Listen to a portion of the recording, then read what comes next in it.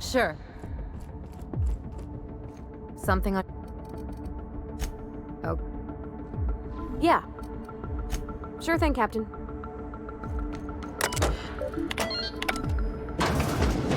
Well, look who it is. I'll be damned. I was prepping the studio for our announcement, and here you are as a bonus. When you go off and get yourself shot, try to avoid taking one to the face. I'll want it recognizable to show to my citizens. Haven't you heard? Phineas is working for us now. It took some doing, but employing an efficient management strategy of putting our guns to his head seems to have done the trick.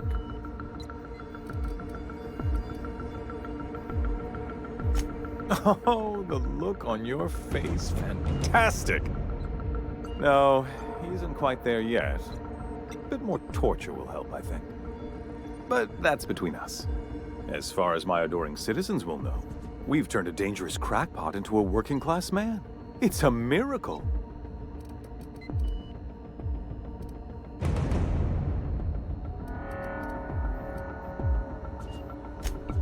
Oh yes, go on, wake them up, add more mouths to feed.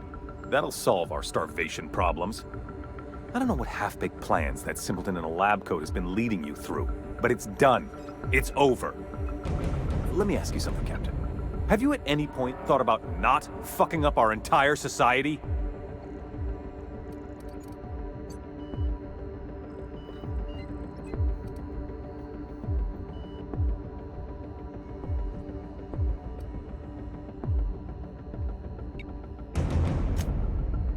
Oh, right. This coming from the psychopathic outlaw. Yes, I'll try to be more open-minded about your path of wanton descent. We don't need your help.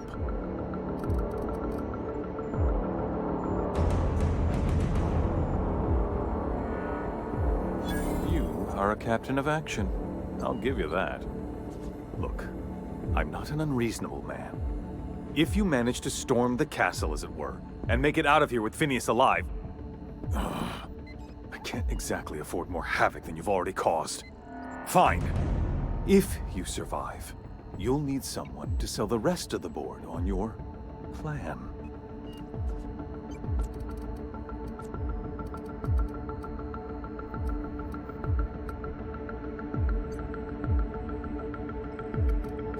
Your execution brought to you by...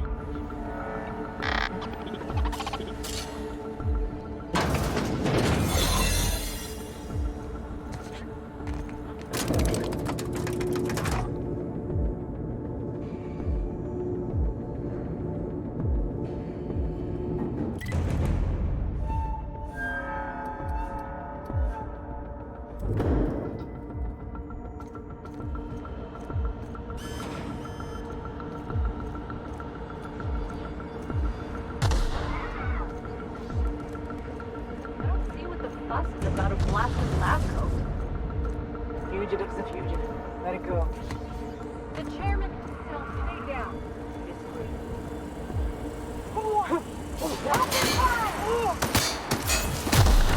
Company ammo. Exiting security enforcement. There you march!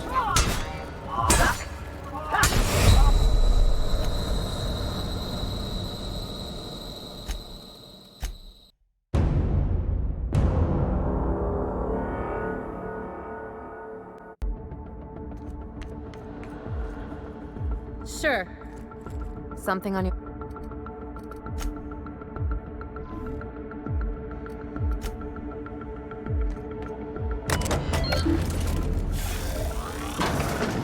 What?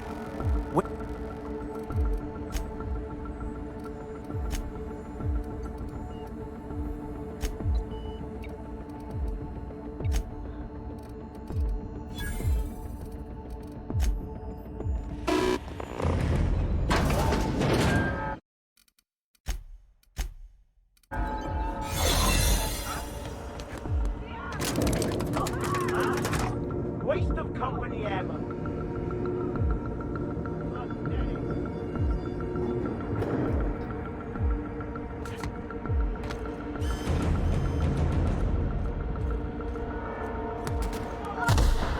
get tired of patrol. Huh?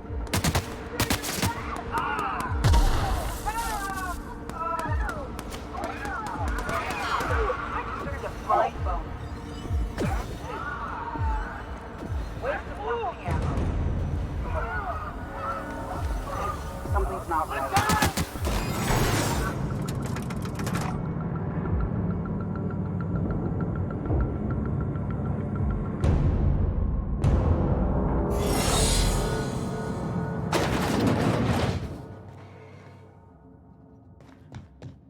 Captain, you have an uncanny talent for complicating my life.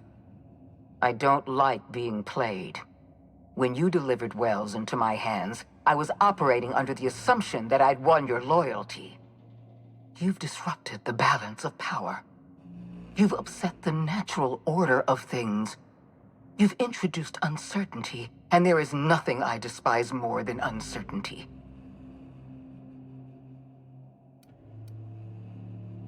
Typical. Running your mouth in the middle of a crisis. It's almost as if you delight in chaos. My reports said you were simple-minded. I simply never imagined you'd be stupid enough to throw the entire system into chaos. I should have dealt with you a long time ago. You were always too dangerous to leave unchecked.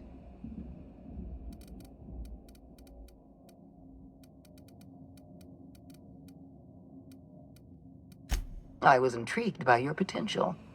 I believed I could rely on you to help me save Halcyon. I was wrong. Leaving you alive was my greatest mistake, but it is a mistake I intend to correct. I have Dr. Wells in my custody. Once I've secured his cooperation, I can move forward with the program. I can repair the damage you've done. I can set things right.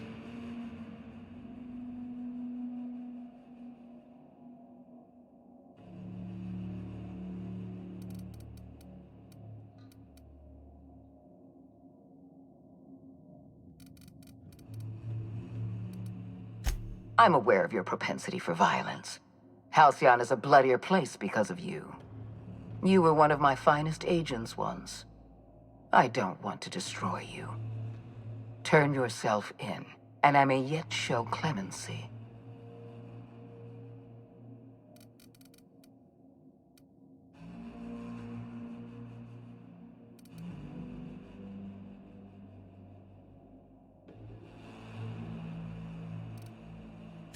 Fair enough.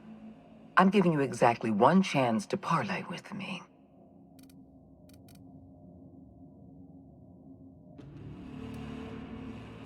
This prison...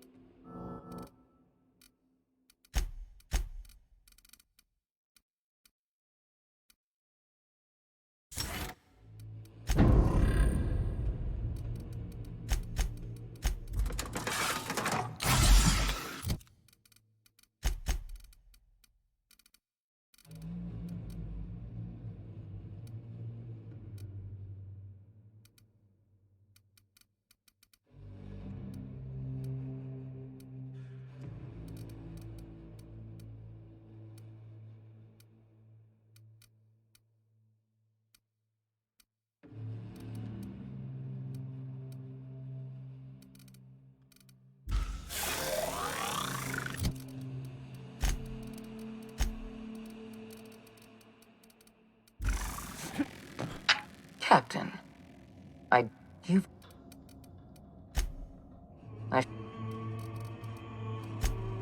I have done...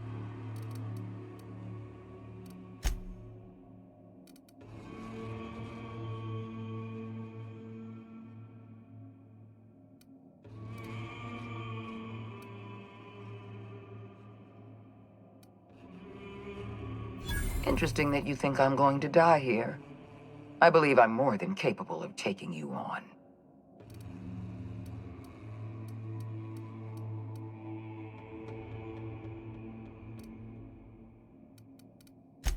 Fair point. I don't know how you've managed to defy the odds. By every reasonable estimate, you should be dead. Yet here you stand.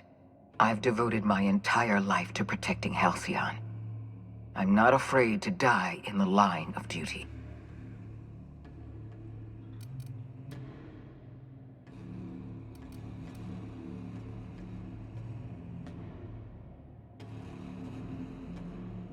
Don't you think I know that?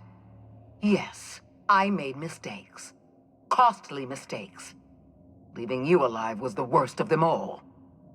You were always an unknown variable. I tried to recruit you, but you threw your lot in with that madman, Phineas Wells.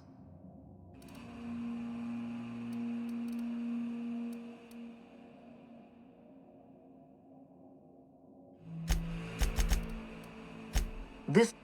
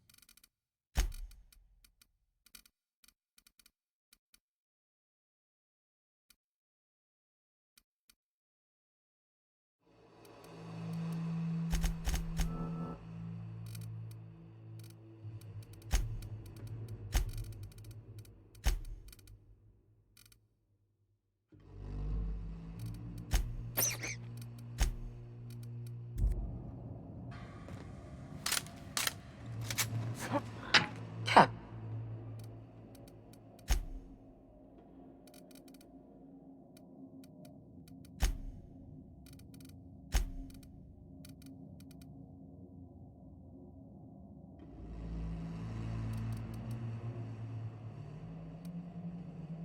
This...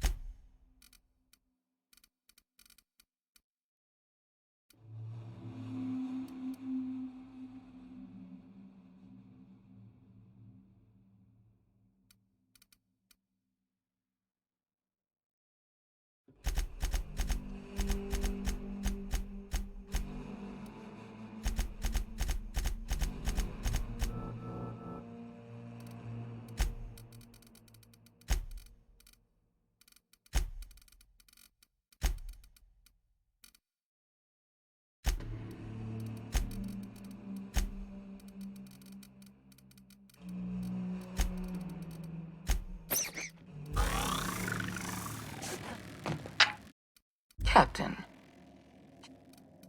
Typical. My...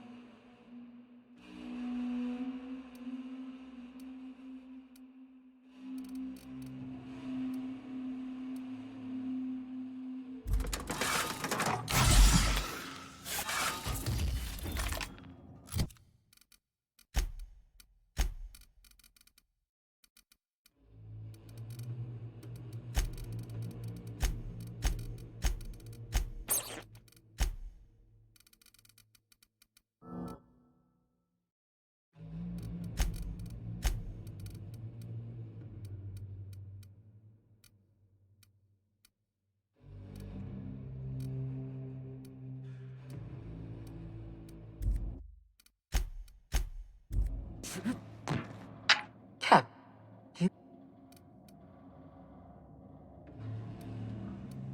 Typical. My reports described you as one of Halcyon's I should have dealt with... I have...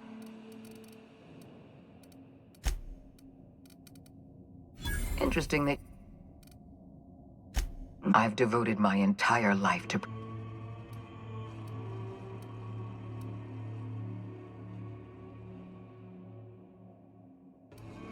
There isn't much of a board left, thanks to you. You've thrown this system into disarray. Cleaning up your mess will be the work of a lifetime. You were always an unknown variable. I tried to recruit...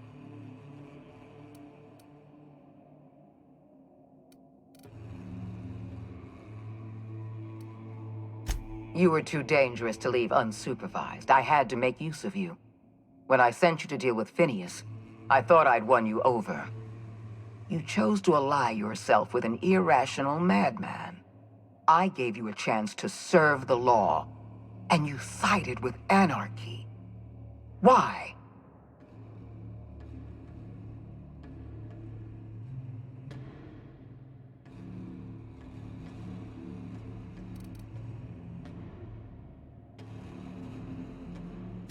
I understand. You have an entire population of colonists depending on you. So do I.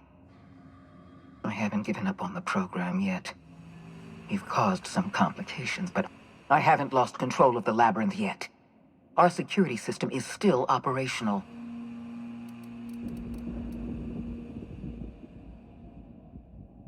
When you put it that way, no. Not in the least. Damn it all.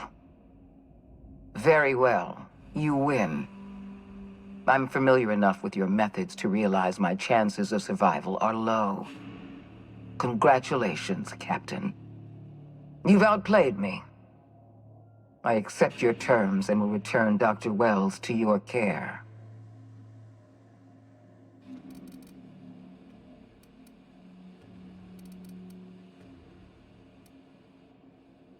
We won't cross orbits again. You have my word on that. The fate of the colony is in your hands now. I bid you farewell, Captain.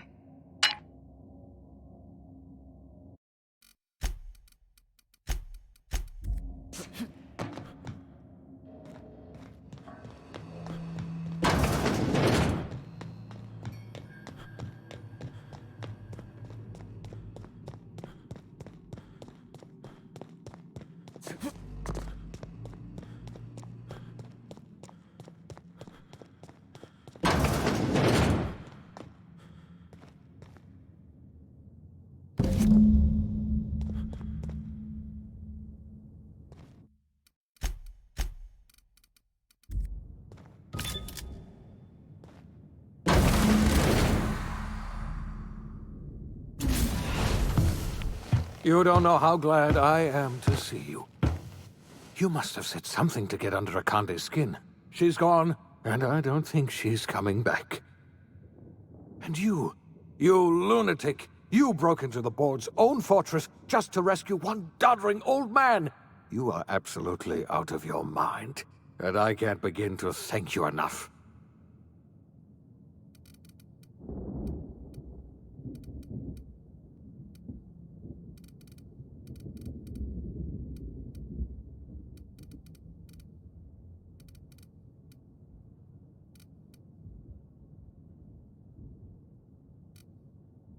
I'm all right, thanks to you. Akande wanted my cooperation. I'm quite sure she would have beaten it out of me if you hadn't arrived. You've broken the board's stranglehold on this colony, and you saved my life. But there's still so much we have yet to accomplish. You and I are going to have to work harder than ever to save Halcyon. I'm afraid the situation is far worse than any of us ever anticipated.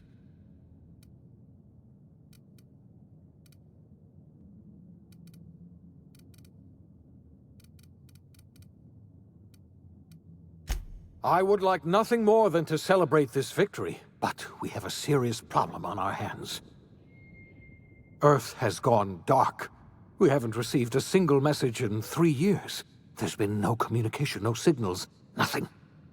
2 years ago, the Earth's Directorate's frigate disappeared on their way back to Earth. We don't know what they discovered when they arrived, or if they arrived at all. We're in serious trouble, my friend. Do you know what this means for Halcyon? We can't rely on Earth for support anymore. We've been cut loose. We're entirely on our own.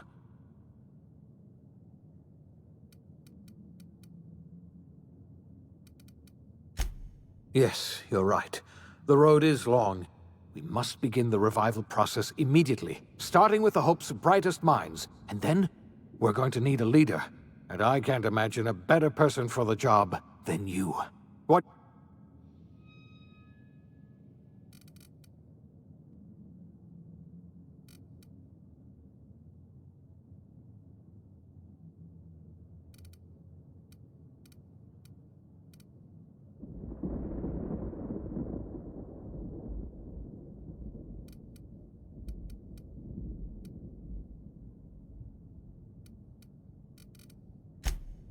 I see. Well, you've certainly earned a treat for yourself. I'll just, get on with reviving the other colonists and saving Halcyon, then. Enjoy your, creamed ice, or whatever you call it.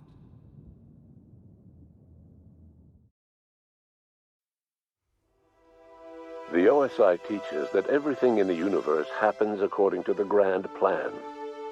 But the stranger that arrived in Halcyon was an unplanned variable. From the moment he landed in Emerald Vale, his actions altered the course of history. The events on Tartarus brought about the end of the board's authority. But the board's mistakes would haunt the colony for decades to come. The damage they left behind would require the work of a generation to repair. Dr. Phineas Wells began reviving a handful of the Hope's colonists. Engineers, scientists, technicians, and intellectuals. They were among the brightest minds the Earth had ever sent out into the stars. The Hope scientists and engineers woke up in a colony descending headlong into total collapse. With no way to return to Earth, they had no choice but to band together and devote themselves to the cause of saving Halcyon. The people of Halcyon were nothing if not hardy. In the absence of the board's authority, many of the colony's settlements banded together with a single purpose in mind: survival. Life was especially hard in the years to come. Some towns dissolved by attrition and starvation, but most of them found a way to carry on. In the years to come, Halcyon was forced to reckon with its newfound freedom. The board was gone, and for better or worse, the colony was responsible for its own destiny.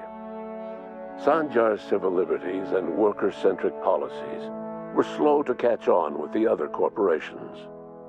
But as Halcyon began its long, arduous journey toward recovery, many of Terra 2's smaller townships started adopting MSI's alternative corporate structure, and eventually became entirely self-sufficient. In the coming years, many of these townships managed to eke by, where otherwise they might have starved. Consumed by paranoia, Lilia Hagen took Sublight Salvage in a controversial direction, openly accusing board officials of an extraterrestrial conspiracy. One day, an accident at the Groundbreaker's docking bay silenced her forever. Time would tell if her replacement could keep the Sublight family together. Adelaide McDevitt replaced Reed Thompson as the leader of Edgewater. She and her followers transformed Edgewater in their image. Anyone loyal to Reed was pressured into leaving town, and those who stayed behind adapted to her way of life. Adelaide transformed the old cannery into a new garden. The nearby Edgewater Cemetery provided a convenient source of fertilizer. Under the leadership of Junlei Tennyson, the Groundbreaker held firm against corporate influence. The ship's mechanical stability gave Junlei the time to educate a promising generation of engineers schooled in her family's traditions. The future of the Groundbreaker looks promising. The rediscovery of the Hope and the abandonment of the lifetime employment program forced Byzantium to come to terms with some uncomfortable realities about the state of Halcyon. While Byzantines were reluctant to surrender the luxuries they'd grown accustomed to, the board's diminished authority gave them little choice in the matter. Nearly everyone had to learn to make do with less. Some even had to get jobs. It was a dark time indeed. Your influence further cemented Ellie's perspective. She understood she could never truly rely on others, so she set about making sure she wouldn't have to. With a steady income from the life insurance payouts, she was finally able to afford a ship of her own. She enjoyed a long and infamous career running missions across the system. Some of them were even legal. Life in Halcyon was sobering for Felix Millstone. The grand revolution he dreamed of never came. There was no great awakening for the colony, no celebrations in the streets. There was only the hard, desperate work of trying to repair a broken colony. Felix never had a head for numbers, but if there was labor to be done, he was there to help. Eventually, Felix realized that the work of a revolution was done with two hands. As much as he enjoyed his adventures aboard the Unreliable, the vicar, known as Max, eventually decided that it was time to move on, to live out the life he had sought so long to create. He knew there were many in the colony who carried burdens much worse than the ones he had struggled with, and he devoted himself to easing their suffering wherever he could. He only ever took up arms again to defend the defenseless. Unshackled from a lifetime of striving and fighting the universe and himself, Vicar Maximilian de Soto was finally at peace. Once the matter with the Hope colonists was resolved, Junlei bashfully asked Parvati if she'd like to join her permanently on the Groundbreaker, and Parvati enthusiastically, if somewhat awkwardly, agreed. The stories of her adventures spread across the colony, and Parvati soon found herself the center of attention.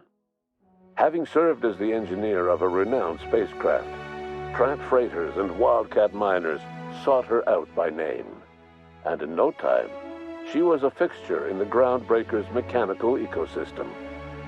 She and Junlei were never far apart. Nyoka returned to Monarch to take another crack at making a permanent life for herself. She formed the Charon Group, an MSI subsidiary of ragtag survivalists and wilderness experts. Anyone in need of a guide, or just looking to throw back a beer and swap stories, could find her camping on the trail, or clearing an infestation. The SAM unit that accompanied you spread awareness of the product line's superior sanitation and maintenance capabilities across what was left of the colony.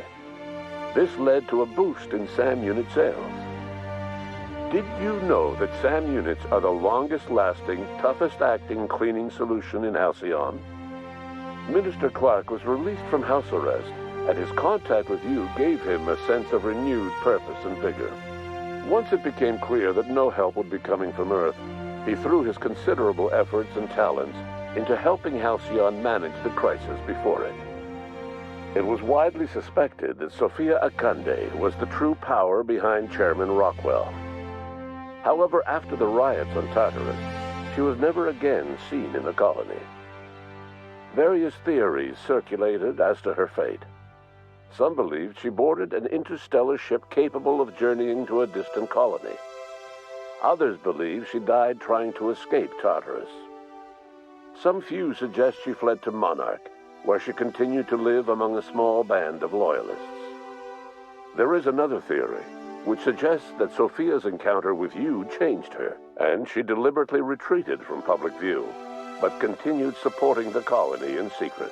When Dr. Wells began reviving the Hope's colonists, he found himself with a sudden windfall of additional supplies and resources, courtesy of an anonymous donor. If Wells knew who his supplier was, he never told a soul. Chairman Rockwell served as the public face for the changes in Halcyon to come. Whenever you needed strings pulled or a voice to sell a policy change, Rockwell was only too happy to oblige. As for Dr. Phineas Wells, he spent his remaining years in his orbital lab. Though he was always haunted by the failures of his past, he was determined to make things right by building toward the future. The revival project was hard and painful work, but in the end, despite limited resources, over half the Hope's colonists were successfully revived. Even after Wells passed away, the Hope scientists and engineers worked night and day to pull Halcyon from the brink of collapse. Their efforts continue to this day, which may be reason enough for optimism. Dr. Wells laid the groundwork for the project to save the colony, but he would never live to see the fruits of his labor. He passed away a few years later. His work was carried on by the scientists and engineers he revived. Life will never be the same in Halcyon. It is widely agreed that the colony has a chance of stabilizing within a generation, owing to the hard work and determination of the surviving colonists. Recovery is a distant goal, and the path is long and uncertain. But the people of Halcyon carry on, determined as ever. And what about you, the unplanned variable in the history of Halcyon? You brought an end to the chaos on Tartarus, and left Dr. Wells to save Halcyon on his own. You had more pressing matters to attend to. As you tasted your first scoop of Rizzo's partially emulsified, semi-frozen milk-like dessert, you realized something. All your troubles, all your adventures, all your struggles and choices, they had all led to this single moment. And it was all worth it. No one knows what's happened to Earth, and no one knows what the future has in store for Halcyon. All we know for certain is this: the name of the Unreliable and that of its intrepid captain will remain the subject of countless stories for years to come.